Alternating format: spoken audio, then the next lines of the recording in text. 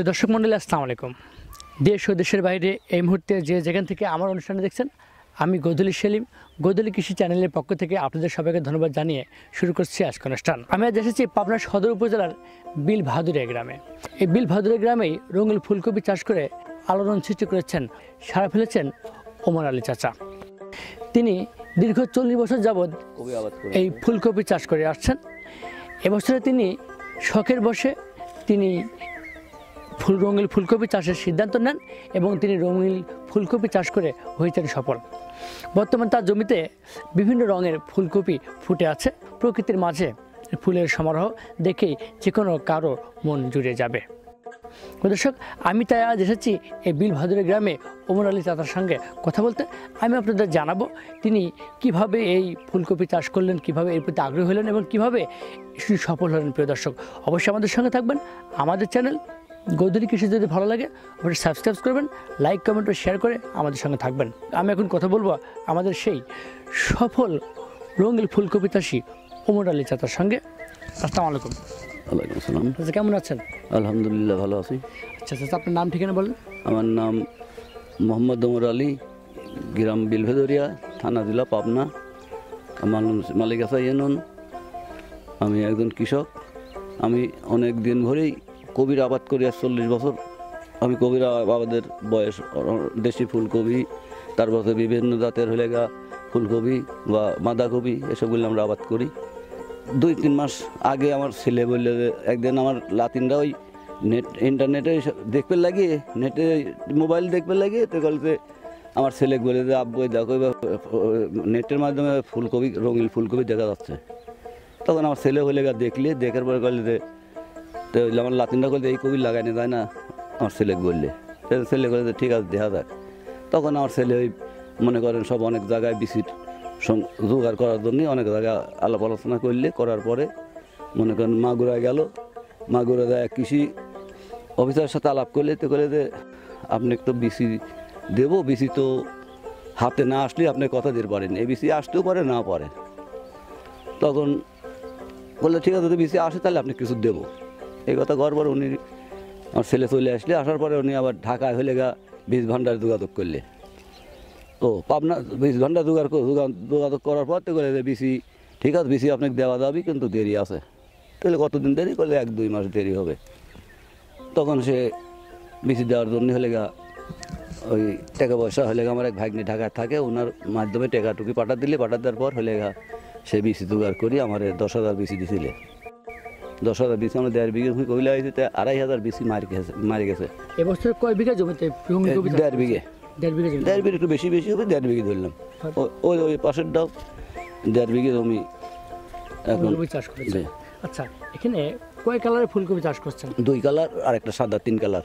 সাদাটা 2-3 কালার, আগে যেটা ছিল ওইটি 3 কালার। 3 কালারের ফুলকপি চাষ করছেন। আচ্ছা, 1.5 বিঘা জমিতে ফুলকপি চাষ করে আমার জানা মতে আমি এত সুন্দর কপির গাছ আমি কখনো দেখিনি। কপির গাছ যে এত সুন্দর হয় আমার আসলে বিশ্বাস হচ্ছে না। তো আমার জীবনে প্রথম আমি কৃষকের ছেলে হয়ে কৃষি ফুলকপি লাগায় কিন্তু এত ভালো গাছ করতে পারে না। ফুলকপি আমাদের দেশীয় যে চাষ হয় সাদা কপি, বাঁধাকপি, এত সুন্দর কখনো হয় না। কিন্তু আপনারা বিভিন্ন কালারের এই ফুলকপি চাষ করেছেন, এত সুন্দর কীভাবে সম্ভব হয়েছে? এটা ধরেন বীজ, এটা তো বীজের জন্যই এরকম হয়েছে। কিন্তু আর গাছগাছালির জন্য আমরা হলে আবাদ সুন্দর করেছি। নতুন কবি ভালো করা লাগবে, মনে করেন যাতে হয়তো ভালো হলে পরে আমার হলে লাভবান হবো, সফলতা আসবে। খারাপ হয়ে হয় তাহলে তো আবাদ করে বিতা। তাহলে এই জন্যই আমরা অনেক মনে করেন নিজের পদ্ধতিতে হলে যত্ন করছি, বা ফাঁস গোবর দায় দেওয়ার ইত্যাদি দিয়ে মনে করেন খুব যত্নের সাথে আবাদ করছি। এখন দেখেন, এখন আবাদ করতে এখন ভালো হয়েছে, ভালো লাগতেছে, সফলতার মুখ দেখেছেন। কিন্তু খারাপ হয়ে যাচ্ছে তাহলে তো দুর্ভাগ্য। আচ্ছা, এই 1.5 বিঘা জমিতে কত টাকা ধারণা করছেন যে বিক্রি হবে কপি? ধারণা করতেছি আমরা একটা কপি 1 কেজির উপরে যাচ্ছে। হ্যাঁ, 1 কেজি। তাহলে মানুষ মন করার ধরেন যে আমরা পাইকারি বিক্রি করতেছি 60-65 টাকা পাইকারি কেজি, 60-65 টাকা কেজি।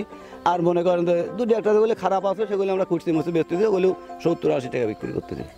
তাহলে আপনি মন কত? তাহলে মন ধরেন 2500-2600, 3,000 টাকা ধরতে হবে। 65 টাকা করে 3,000 টাকা, 2800-3,000 এরকম মন। 2800-3,000 টাকা মন এই রঙিন ফুলকপি আপনি বিক্রি করতেছেন বাজারে।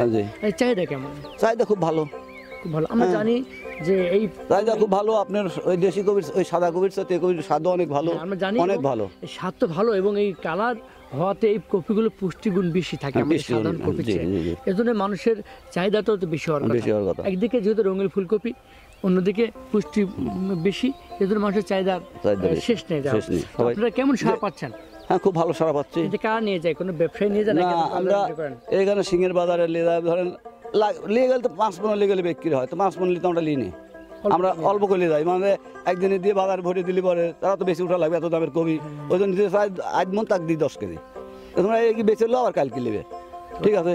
আবার ওই যে আপনার সবাইকে দেওয়ার চেষ্টা সবাইকে দেওয়ার চেষ্টা করে, কেউ না দিলে অসন্তুষ্ট হয়। হয়তো কি আমার তো মনে করেন আমার এই সারা জীবন আমাদের এই সবজির আবাদ, কারণ সব ব্যাপারই তো আমার নিজের। একজনকে না দিলে মন খারাপ হয়, আজ দিলেন, আমরা দিলে আপনার মাল দিলেন না। আবার মনে করেন ওই যে বড় বাজারে আপনার নান্নুর দোকান, নান্নুর দোকান চিনছেন? নান্নুর দোকান, মিলনের দোকান, বাস্তুর দোকান, তারপরে আপনার লতিফ বিশেষের হলে ইয়েতে একটা দোকান আছে, এই 4 দোকানে দিচ্ছি। আর তারপরে হয় আর খুঁজছে। আচ্ছা, এখন এবছর মোট এই 1.5 বিঘা জমিতে শুরু করছেন। 1.5 বিঘা জমিতে শুরু করছেন, 1.5 বিঘা জমিতে কত টাকা বিক্রয়ের সম্ভাবনা? বিক্রি মনে করেন যে আপনি ধরেন যে 50 টাকা পিস হলে ধরেন 7,000 কবি আন, আপনি হিসাব করেন কত হবে? 50 টাকা পিস। 50 টাকা, আমি 70-80 বাদ দিলাম। জমিতে কত মন কপি হবে? 1 বিঘা মতো কত মনে করেন 7,000 কবি আছে 1.5 বিঘা। 7,000 কপি আছে, কত মন হবে ধারণা পড়ে? 7 মন কবি মনে করেন 100 কবি মনে করেন তো আপনার হলে 2.5 মন হবে। 100 কপিতে 2.5 মন, তাহলে আপনার হলে মনে করেন 1000-এ 25 মন। 25 মন। 7,000-এ, হ্যাঁ, তাহলে 150 মন 200 মন, 200 মন হবে এরকম। 200 মন 200 মন, হ্যাঁ, কপি হবে টার্গেট আমাদের। তাহলে আপনি এরকম যে ফলন হচ্ছে 200 মন। 1 মন কপি বিক্রি করতেছেন 28-3,000। তাহলে আপনি এটা পাইকারি বিক্রি হচ্ছে, আর ঠিক কুচি আছে। বিক্রি হয়। হ্যাঁ, তাহলে আপনি 150 মন কপি বিক্রি 3 লক্ষ 5 লক্ষ টাকা মতো, আনুমানিক 5 লক্ষ টাকা বিক্রি হবে। আর খরচা আছে, তাও 1 লাখ টাকা বাদ দাবি। আচ্ছা, আপনার মোট খরচ হচ্ছে কত টাকা? আমার খরচ হিসাব নেই, তাও একটা আনুমানিক হলে 60-70,000, 50-60, 60-70। 50 থেকে 60 টাকা নিম্ন, সর্বোচ্চ সর্বোচ্চ খরচ আছে জমিতে, এই 1.5 বিঘা জমিতে। জি। আচ্ছা, এই কপি যে এত সুন্দর কপি হলো, আমাদের দেশে বিশেষ করে বিভিন্ন বাইরের দেশের কপি সহজে ভালো হতে চায় না যে কোনো জিনিসটা। আপনার খুব সুন্দর, বাইরের চেয়ে আমাদের দেশে ভালো হয়েছে আমার মনে হচ্ছে। তো এটার কারিশমা কি, এর কারণটা কি, এত সুন্দর কিভাবে হলো? কারণ মনে করেন জমিতে জৈব সার, ইউরিয়া সার দেওয়া যাবে না। জি জি জি। ইউরিয়া সারে আপনি গাছ নষ্ট করে দেয়, গাছে টক করে বড় করে দিয়ে গাছ পরে কিন্তু গাছ মারা যায়, শুকিয়ে যায়। আমরা মনে করেন জৈব সার বেশি ব্যবহার করছি, কালো সার টিএসপি বেশি ব্যবহার করেছি। আর মনে করেন তারপরে আপনার জৈব সারটা বেশি করে দিছি, তাতে আপনার পটাশটা দিছি, কিন্তু ইউরিয়া সার খুব কম দিছি। এখানে কীটনাশক কি পরিমাণ ব্যবহার করেন? কীটনাশক বেশি লাগেনি, ওই ছোটোকালে একবার দিছিলাম। এতদিন আমরা যা লাগাইছি, যত সাদা কবি, পাতাকপি, তো অনেক পোকা লাগে। এটা আপনার ছোটোকালে একবার গাছটা ধরে দেওয়ার পরে একটু পানি টানি দিয়ে সার মধ্যে কুপাই একবার বীজ দিতে, ওই বীজ দেওয়াতেই শেষ। এখন বীজ দিতে হয়নি। আর কোনো বীজ তো দর্শক, তার মানে রঙিন ফুলকপিতে আমাদের কীটনাশকও কম ছিটাতে হয়। এতে কি হয়, আমরা মনে করি হালকা normal হ্যাঁ, বীজ আমাদের যে কীটনাশক প্রয়োগের ফলে আমাদের যে মানব দেহের যে ক্ষতি হচ্ছে, যে জন্য আমরা অনেকে অর্গানিক পণ্য খাই, এই কীটনাশক ছিটানোক পণ্য খাই না। সেদিকে আমরা একটু যদি বলতে পারি যে এই কালার ফুলকপিতে বিষ কম লাগে, তাই তো স্যার? জি জি, কীটনাশক কম লাগে, কম লাগে। এটা আমাদের জন্য অনেক কম লাগে। সুবিধা এবং আমাদের জন্য অনেক। 1-2 বার হঠাৎ করে লাগে, কত একবার দিলেও হয়, 2 বার দিলেও হয়। আমার তো একবারই লাগে। তার মানে একটা বার মাত্র কপিতে বীজ দিতে হয়, অবিশ্বাস্য একটা ব্যাপার। আর একটা কপি শেষ করতে 100 বার বীজ দিতে হয় একটা কৃষকের, অথচ এই কপিতে মাত্র একবার বীজ দিতে যাও, চারা তখন লেগে যায়, তখন দিচ্ছেন। লাগে একটু বড় হয়ে যাওয়ার পর। আমি কপি চাষিদের জন্য রঙিন ফুলকপি চাষ করার অনুরোধ করে আজকের মতো এই পাবনা সদর উপজেলার মালিগাছা ইউনিয়নের বিলভাদুরিয়া গ্রাম থেকে বিদায় নিচ্ছি। ভালো থাকবেন সবাই, আসসালামু আলাইকুম।